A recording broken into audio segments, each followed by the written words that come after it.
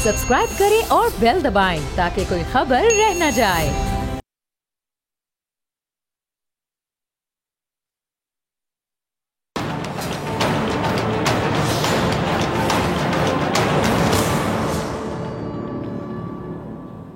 अस्सलाम वालेकुम नाज़रीन, मैं हूं डॉक्टर फिजा अकबर खान और मैं हूं पाकिस्तान और आप देख रहे हैं पाक भारत टाकरा। वज़ीर-ए-आज़म इमरान खान साहब का कहना है कि लॉन्ग टर्म और नेचुरल रिलेशनशिप ही अफगानिस्तान और पाकिस्तान के लिए लाजमी है। पाकिस्तान ने पहले अमेरिका और फिर अफगान हुकूमत और तालिबान के दरमियान मुज़ाकरात के लिए सख्त मेहनत की, सख्त जिदोजहद की। पाकिस्तान दुनिया में किसी भी दूसरे मुल्क से ज़्यादा अफगानिस्तान में अमन चाहता है। अफगान रहनुमाओं का पाकिस्तान को अफगान बहरान का जिम्मेदार ठहराना इंतहाई अफसोसनाक बात है। पाकिस्तान की कोशिशों की तायद अमरीकी नुमाइंदा खुसूसी ने भी की और बदकिस्मती से अफगानिस्तान में गलत तासुर है कि पाकिस्तान को अस्करी इदारे कंट्रोल करते हैं। ये सरासर भारत का फैलाया हुआ प्रोपेगेंडा है। मेरा हमेशा मौक़िफ़ रहा है कि अफगान मसले का हल अस्करी नहीं बल्कि सियासी तरीके से है। भारत के हवाले से गुफ्तगू करते हुए उन्होंने मजीद कहा कि 5 अगस्त को भारत ने कश्मीरियों का हक छीना, जिसके बाद पाकिस्तान ने भारत से तमाम ताल्लुकात मुंतका कर लिए और 5 अगस्त 2019 से भारत ने कश्मीरियों पे जुल्म और बर्बरियत के नए बाब का आगाज किया, जो अब तक जारी है। पाकिस्तान 1948 से कश्मीरियों के हकूक के तहफ़्फ़ुज़ के लिए आलमी सतह पर आवाज़ बुलंद कर रहा है। भारत ने अक़वाम मुत्तहिदा की करारदादों की खिलाफ वर्जी करते हुए एक तरफा तौर पर कश्मीर की हैसियत तब्दील की, 5 अगस्त के इक़दामात वापस लिए और कश्मीर की खुसूसी हैसियत बहाल करने तक भारत से बात नहीं हो सकती। पाकिस्तान हमेशा भारत के साथ अमन का ख्वाह है, मगर भारत अमन नहीं चाहता है। भारत इस वक्त जो RSS की एक नज़रिया है, एक सोच है, उसके ज़ेर तसल्लुत है। मकबूजा कश्मीर और भारत में मुसलमानों, दीगर मज़ाहिब और अक़लियतों के साथ बुरा सलूक किया जा रहा है। यही मुहर्रिकात भारत के साथ अमन में बड़ी रुकावट हैं। आज की डिबेट का आगाज़ करते हैं। मेरे से तीनों मेहमान मौजूद है, किसी तारुफ के मोहताज नहीं। कर्नल फ़ारूक, बहुत शुक्रिया आपका ज्वाइन करने के लिए। कर्नल शंपल, इंडिया से आपका भी बहुत शुक्रिया ज्वाइन करने के लिए। और कश्मीर से राजा निजाबत साहब, आपका भी बहुत शुक्रिया वक्त देने के लिए। पहले मैं कर्नल फ़ारूक साहब आपकी तरफ आना चाहती हूँ।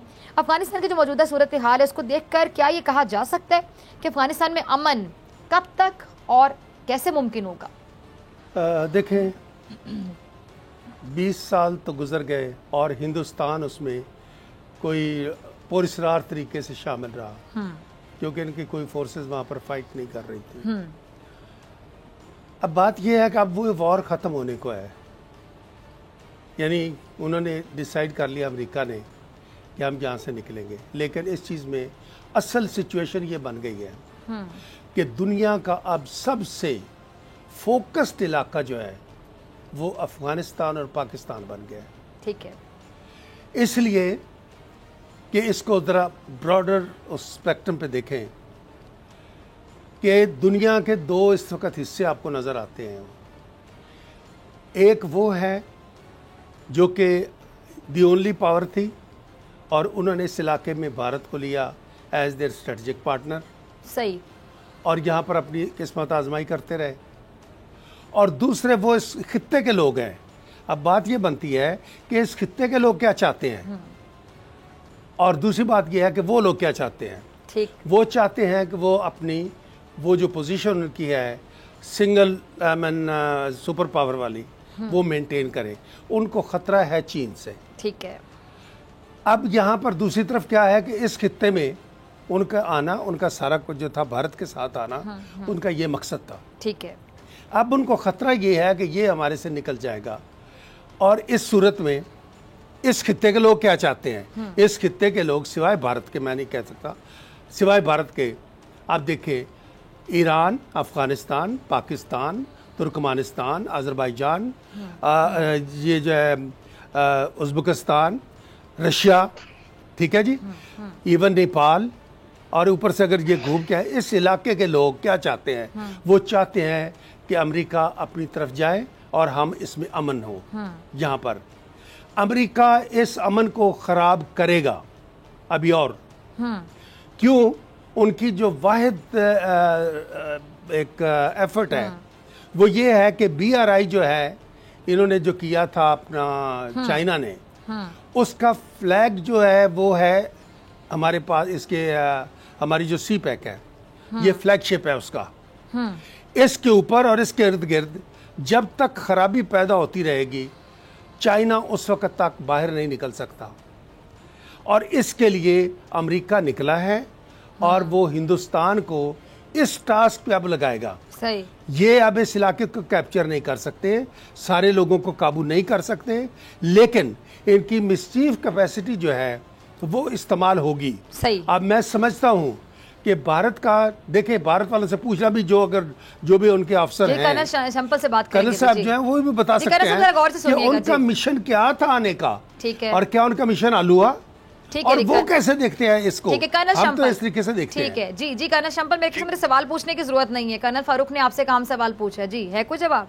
जी जी जी फारूक सर, आपने जो एनालिसिस किया है ये बड़ा क्लियर एनालिसिस किया है। इंडिया का जो स्टैंड है, we want peace in the region, number 1। Number 2, हमने अफगानिस्तान में गवर्नमेंट को डेमोक्रेटिक प्रोसेस में लाने के लिए काफी एफर्ट्स किए हैं, डिप्लोमेटिकली, और रिहेबिटेशन भी किया है वहां पे। और अफगानिस्तान को अच्छा, हमेशा जो प्रयास रहा है वहां पे पीस स्टेबलाइज किया जाए, और गवर्नमेंट को सपोर्ट किया है। अभी जो पोजीशन है, आज तालिबान जो है वो एक जो ऑफेंसिव उन्होंने शुरू किया है, और अफगान रेगुलर फोर्सेस पे, जो उनकी आर्मी पे जो डैमेज किया है, बड़ा ही वो आप ये कहें कि एक आर्मी पर्सनल है, एक रेगुलर आर्मी, ट्रेंड आर्मी को उन्होंने काफी डैमेज पहुंचाया है। उसकी वजह से वहां की जनता में भी एक विश्वास थोड़ा सा खत्म होता जा रहा है अमेरिकन फोर्सेस जाने के बाद। उसके अलावा अगर आप देखें कि उनका जो काबुल और कंधार पे जो उनका विशेष है, और आपके जो बॉर्डर पे जो उन्होंने किया है, जो पोस्ट आपके जो बिल्कुल बॉर्डर पे किया है, वहां पे भी उन्होंने कब्जा किया है तालिबान ने, and they have gone all out offensive. तो इससे वहां पे रीजन में इंस्टेबिलिटी हुई है, लेकिन ये खतरा पाकिस्तान को भी है। अगर तालिबान वहां पावर में आता है और तालिबान को ये गतिविधि चलती है, तो ये पाकिस्तान की भी पीस को भी, ये suddenly it will affect the peace in the region, and of course in Pakistan also and India also. I have a further vision through they may launch in Kashmir also. तो ये रीजन के लिए एक डेवलपमेंट का phase नहीं होगा। हमारे और आपके एफर्ट्स होने चाहिए कि तालिबान को सपोर्ट नहीं किया जाए, और किसी नेगोशिएशन टेबल पे पाकिस्तान जो है, इस्लामिक कंट्री है, उनको लाया जाए। वहां पीस प्रोसेस जो है वो आप इनिशिएट करें। कुछ कहना चाह रहे हैं जी, फिर मैं आपकी तरफ आती हूँ राजा साहब जी। बहुत बहुत शुक्रिया डियर। मैं आपको एक थोड़ा सा अर्ज करना चाहता हूँ कि अफगानिस्तान आपका फौरी हमसाया नहीं है। जब 44 मुल्क यहाँ पर दहशतगर्दी की जंग लड़ रहे थे, उनके बच्चे ज़बा हो रहे थे, हिंदुस्तान का एक सिपाही भी नहीं लड़ रहा था। तो आपका लड़ाई वाली बात नहीं है, अमन वाली। अब बात यह है कि अमन, मैं आपसे पूछना चाहता हूँ कि अमन कैसे होगा। एक तो यह सूरत है कि हिंदुस्तान अपने तमाम जो भी अपने एलिमेंट्स हैं, मैं आप कहूँगा वो हैं और आप कहेंगे नहीं है, वो समेटे और अपना इंडिया अपने चला जाए, अपने मुल्क में जाके आराम से अपना काम करे जैसे अमेरिका चला गया है। और ये छोड़े, अगर पाकिस्तान को ख़तरा है तो आने दें, पाकिस्तान निबेड़ेगा ना, आपका फिक्र नहीं होना चाहिए। एक मेरा ये मकसद है। दूसरा अमन ये है, इंडिया अगर अमन लाना चाहता है तो फिर वो अपनी फोर्सेस उतारे अफगानिस्तान में, तब अमन आएगा। अगर अब तालिबान से लड़ना है, क्योंकि हमारे पे अगर बिलीव नहीं किया जाता कि हम तालिबान को उस तरह करके सपोर्ट कर रहे हैं, हम नहीं कर रहे। हकीकत यह है कि जिन्होंने पहले रशिया को मार भगाया, जिन्होंने 20 साल अमेरिका के तमाम एलिमेंट्स के साथ उनको मार भगाया, वो लोग खुद अपना लड़ना जानते हैं। इसमें सिर्फ 2 चीज़ें अमन की मैं आपको बता दूं, जो मुझे अमन की चीज़ें नज़र आती हैं। एक कि अमेरिकन जो आम पब्लिक है वो अब ऐसी चीज़ों में उलझना नहीं चाहती, नंबर 1। नंबर 2, तालिबान जो अब के हैं, तीसरी जनरेशन है, ये भी समझते हैं कि अगर हम BRI का हिस्सा बनेंगे, लोग यहाँ पर जितनी इंटरकनेक्टिविटी है इस रीजन में, चाइना के साथ, रशिया के साथ, हर जगह पर, तो अफगानिस्तान सेंटर में आता है। वो समझ चुके हैं कि उनको फ़ायदा होगा इससे, बजाय इससे कि फिर लड़ते और मरते रहने से। तो मेरा मकसद यह है कि इंडिया, फर्स्ट ऑफ ऑल मेरे नज़दीक इंडिया का ये प्रॉब्लम है ही नहीं। अपने समेट के जाएं, आप अपने मुल्क को संभालें, तरक्की करें, माशाल्लाह, नो प्रॉब्लम।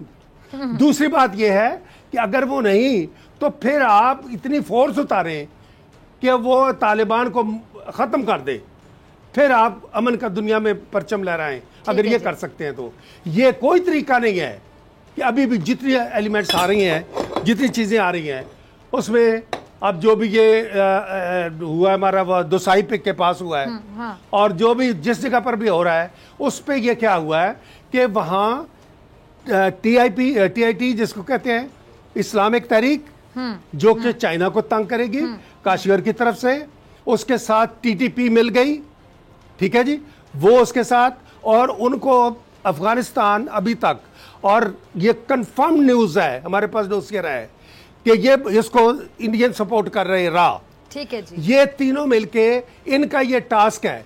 अब मैं समझता हूं कि पाकिस्तान पूरी तरह अलर्ट है, हमने अपनी फेंस खड़ी कर ली है, नंबर 1। सही। नंबर 2, अब अफगान इनके पास एक ही चीज रह गई है कि कलभूषण जैसे लोग जो लगाए हुए थे, वो इनके स्लीपिंग सेल्स हमारे पास मौजूद हैं। अब उनके ऊपर हमारी भी नजर है, उनको हम नहीं उठने देंगे। लिहाजा कल कोई हिंदुस्तान को एक और हजीमत लेने की बजाय 2 ही सूरतें हैं, या फोर्स उतारे और अमन बना ले, या निकल जाएं और अमन रहने दें। ठीक है जी। राजा निजाबर साहब, आपकी तरफ आना चाहूंगी। आपने कर्नल फारूक साहब को भी सुना, कर्नल शंपल साहब को भी सुना, और अब इस टाइम पे मकबूजा कश्मीर की अगर हम सूरत हाल देखें, भारत बाकायदा काबिज है, मुसलमानों पे वहाँ जुल्म का सिलसिला नहीं रुक रहा है, जुल्म बर्बरियत की रोजाना दास्तानें रकम की जाती हैं, और फिर ये कहती है हमारा अटूट अंग है, जबरदस्ती काबिज है, और दुनिया और तमाम लोग जानते हैं अक़वाम मुत्तहिदा की करारदादें हैं, लेकिन इसके बावजूद दुनिया अंधी बनी बैठी है, गूंगी बनी बैठी है, बहरी बनी बैठी है। क्या वजह आपको समझ आती कि जो मुफादात हैं, टेम्परेरी मुफादात ही मैं कहूँगी, परमानेंट मुफादात तो नहीं हो सकते, ये जो टेम्परेरी मुफादात एक दूसरे से, तिजारत के, मईशत के, जिस किस्म के भी, तो क्या वो इंसानियत पर भारी हो गए? यानी इंसानियत से ज्यादा अहम है वो मुफादात? इंसानियत मर गई, किसी को नजर नहीं आ रहा?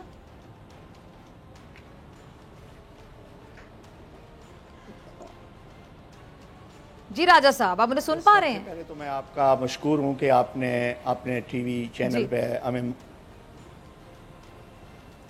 मुझे मौका मुहैया किया कि आप एक कश्मीरी का भी नुक्ता नज़र सुने। पाकिस्तान और भारत के अलावा कश्मीरियों का अपना एक नुक्ता नज़र है। कश्मीरी पिछले 80 साल से ये जदोजहद जारी रखे हुए हैं, और उस जदोजहद में हम ना इंडियन अवाम के ख़िलाफ़ हैं, ना पाकिस्तान की तरफ से लड़ रहे हैं।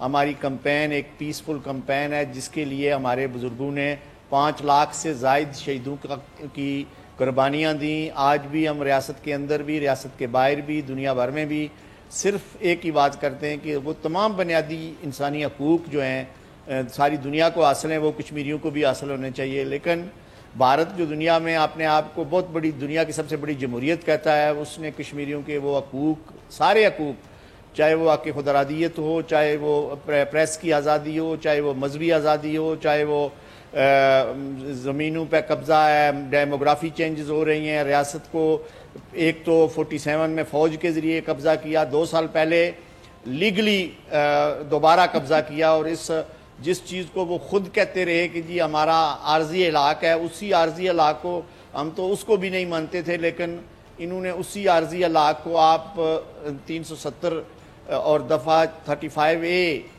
ख़त्म करके इस बात का इज़हार कर दिया कि रियासत जम्मू व कश्मीर इंडिया का लीगल हिस्सा है। हालांकि ना कश्मीरियों ने पहले उसको लीगल हिस्सा माना, ना मुस्तकबिल में मांगेंगे। हमने सब कुछ करके दिखाया, और ये एक बात हम भारत से ये भी कहना चाहते हैं कि आप पाकिस्तान के साथ बेशुमार मसाइल के हवाले से सारी बात कर सकते हैं। पाकिस्तान के साथ तजारत भी आपकी हो सकती है, अमन भी हो सकता है, दोनों मुल्कों के अंदर मुआहदे भी हो सकते हैं, लेकिन इन सारी चीज़ों का जो बुनियादी महवर है वो है रियासत जम्मू व कश्मीर के अवाम के हकूक़।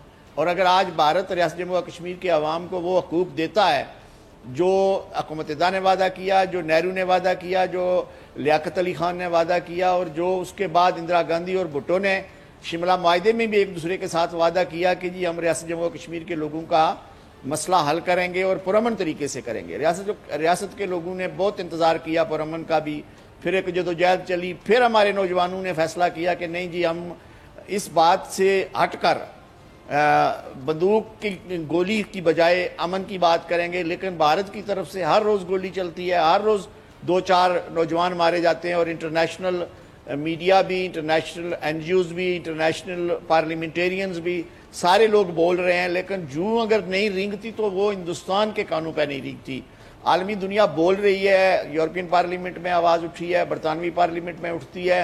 हम हर महीने हर हफ्ते कॉन्फ्रेंस करते हैं, तो उस कॉन्फ्रेंस में बरतानवी और यूरोपीय मेंबरान पार्लियामेंट आकर बोलते हैं और कश्मीरियों के हकूक़ की बात करते हैं, भारत की पुरजोर मजम्मत करते हैं, सेल्फ डिटर्मिनेशन की ओपन सपोर्ट करते हैं। तो मैं तो ये कहूँगा कि बहैसियत कश्मीरी हमारे लिए एक सुनहरी मौका है कि पाकिस्तान और भारत अफ़गानिस्तान को देखते हुए रियासत जम्मू कश्मीर के लोगों को एक राय का मौका दें, ताकि उससे फ़ायदा उठाते हुए दोनों मुल्कों में अमन हो।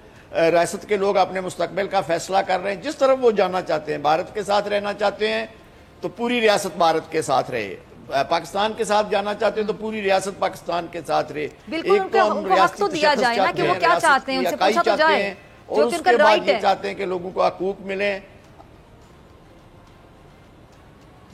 अच्छा राजा साहब, सॉरी मैं आपकी बात काट रही हूँ, ये जो उनको राइट नहीं दिया जाता, हक के खुद इरादियत नहीं दिया जाता कि वो खुद ये फैसला करें, तो इसका मतलब है कि भारतीय जो हुकूमत है, RSS की सोच रखने वाला खासतौर पर नरेंद्र मोदी, जो भारतीय सेना जब जहाँ जुल्म कर रही कश्मीर में, इसका मतलब है सब लोग ये बाखूबी जानते हैं कि कश्मीरियों का फैसला क्या होगा, वो पाकिस्तान के साथ ही रहना चाहते हैं, इसीलिए उनसे ये हक ही छीन लिया गया, उनको ये हक ही नहीं दिया जा रहा।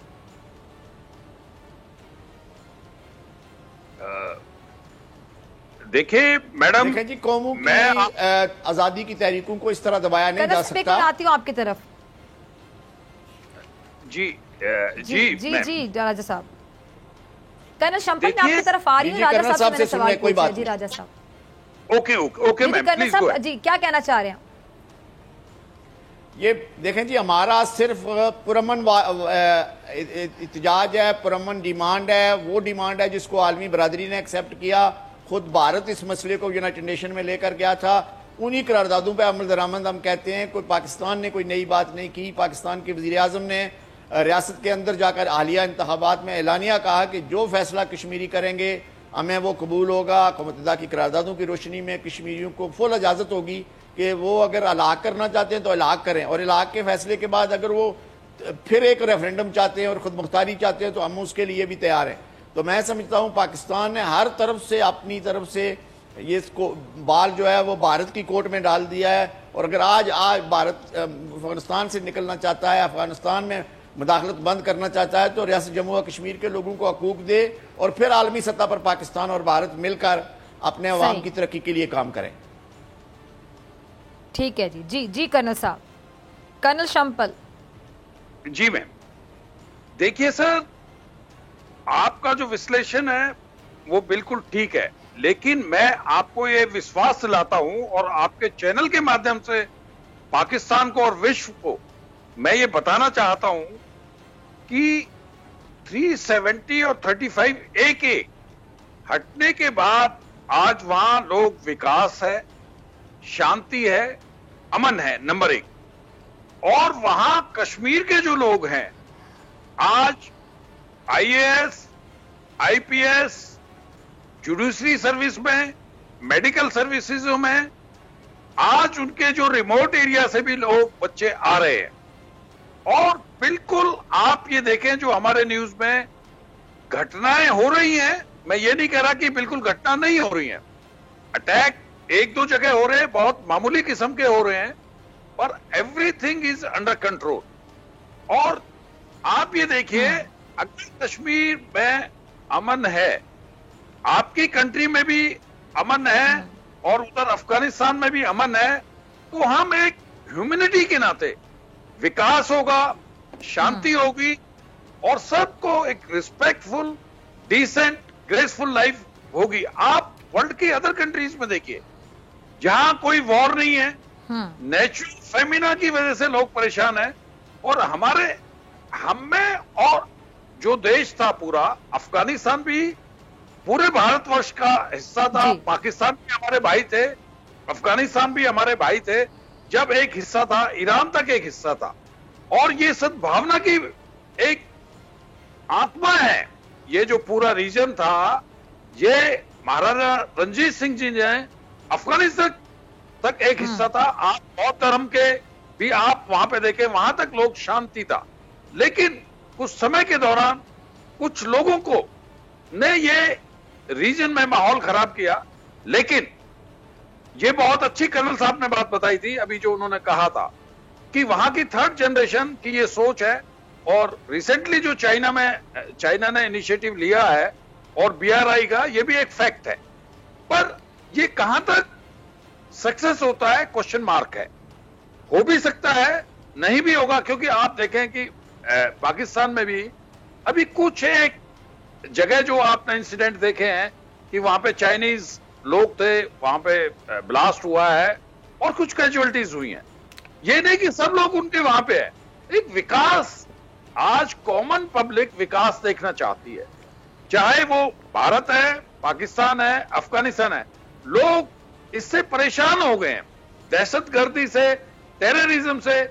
आप ये देखिए कि कितने लोग हैं आपके पाकिस्तान में 25 करोड़ की आज जनसंख्या है, उसमें से सिर्फ 3 से 4 हजार तक ज्यादा से ज्यादा टेररिस्ट हो सके, ये मैं एक एनालिसिस कर रहा हूं। लेकिन अफगानिस्तान के अंदर ये संख्या बहुत ज्यादा है, क्योंकि वहां पे law and order for quite some time, जैसे कर्नल साहब ने बताया था, रशिया के टाइम से ही ये चीजें उस पे हैं।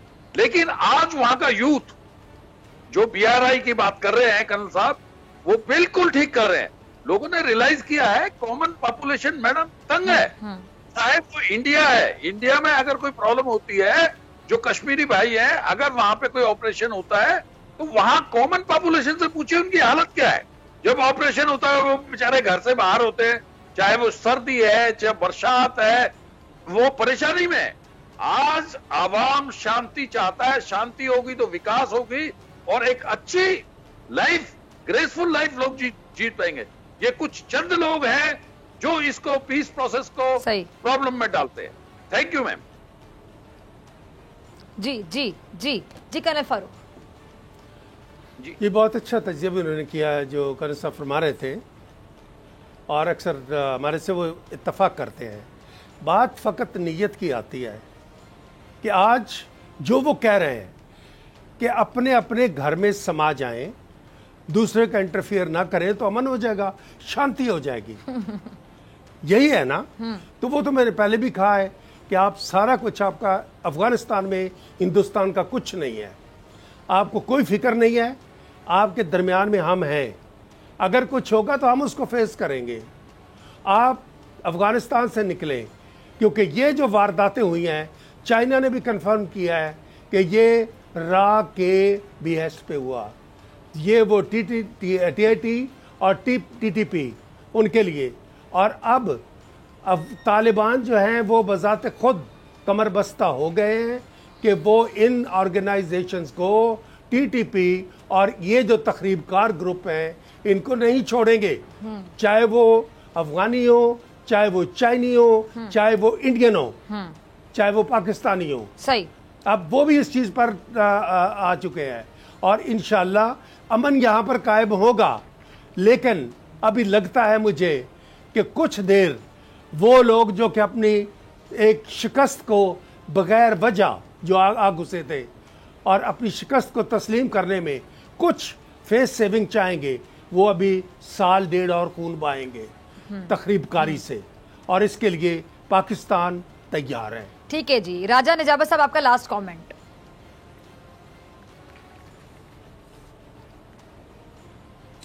जी सब, मैं ये कहूँगा जी कि कश्मीर तो हमारी कश्मीरियों की जो डिमांड है वो बिल्कुल पुरअमन है, अमन के लिए चाहते हैं हम लोग। वो कर्नल साहब ने कहा कि चंद लोग हैं, चंद लोग की बात नहीं है। अगर चंद लोग हैं और अमन है वहाँ, तो बैरूनी ममालिक से आने वाले किसी भी पार्लियामेंटेरियन को, जर्नलिस्ट को, किसी इंटरनेशनल NGO को और इवन एमनेस्टी को पाबंदी है। पाकिस्तान जब अपनी तरफ के कश्मीर में, गिलगित बल्तिस्तान में, अभी पिछले हफ्ते की रिपोर्ट है कि 32 लाख टूरिस्ट गए हैं गिलगित बल्तिस्तान में, और इसी तरह आज़ाद कश्मीर की वादी नीलम तक और कंट्रोल लाइन के मुख्तलिफ बॉर्डर्स तक लोग जा रहे हैं। अगर यहाँ इस तरफ अमन है और उस तरफ मकबूजा कश्मीर में हर तरह की पाबंदियाँ हैं, बाहर से कोई टूरिस्ट नहीं जा रहा, हालात बहुत ख़राब हैं, और उस खराबी की वजह से हम ये समझते हैं कि हिंदुस्तान और भारत दोनों के अंदर टेंशन भी है। और उस टेंशन को अगर आप लोग ये चाहते हैं कि अफगानिस्तान में टेंशन ख़त्म हो, मकबूजा कश्मीर और आज़ाद कश्मीर में टेंशन ख़त्म हो, तो उसका एक ही बेहतर हाल है कि पुरअमन तरीके से हम कश्मीरियों को एक मौका दें, और उस मौके में हम किसी के खिलाफ नहीं हैं। ठीक है जी, तीनों मेहमानों का बहुत शुक्रिया। इसी के साथ डॉक्टर फिजा अकबर खान को दीजिए इजाजत। अपने मुलाकात होगी इंशाल्लाह अगले हफ्ते same time same channel Pak Bharat टाकरा में नए मेहमानों के साथ। अपना ख्याल रखिएगा, दुआ में याद रखिएगा। अल्लाह ने के बाद।